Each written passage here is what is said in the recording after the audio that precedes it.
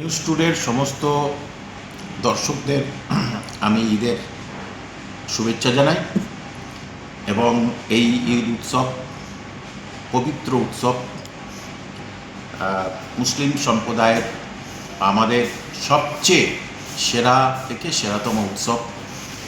এই উৎসব সবার ভালো কাটুক এবং এই উৎসবে হিন্দু মুসলিম সবাই কাঁধে কাঁধ দিয়ে সম্প্রীতির সুন্দর একটা মঞ্চ তৈরি করুক, যাতে যে অসাম্প্রদায়িকতা পুরো দেশ তরা পৃথিবী থেকে বিদায় নিতে পারে এবং ঈদের দিনই সবাই আনন্দে কাটুন, ফ্যামিলির সঙ্গে কাটান।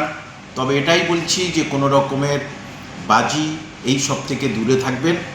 এটা একেবারে শব্দ দূষণের ক্ষেত্রে থাকে এবং বাচ্চাদের থেকে দূরে রাখবেন। এবং এই ঈদের পর থেকে আপনাদের সবার জীবনে সফলতা আসুক, সবার জীবনে আরও বেশি প্রতিপত্তি, সবার জীবনে আরও সবার স্বাস্থ্য সমৃদ্ধি হোক, আমি এই কামনা করি।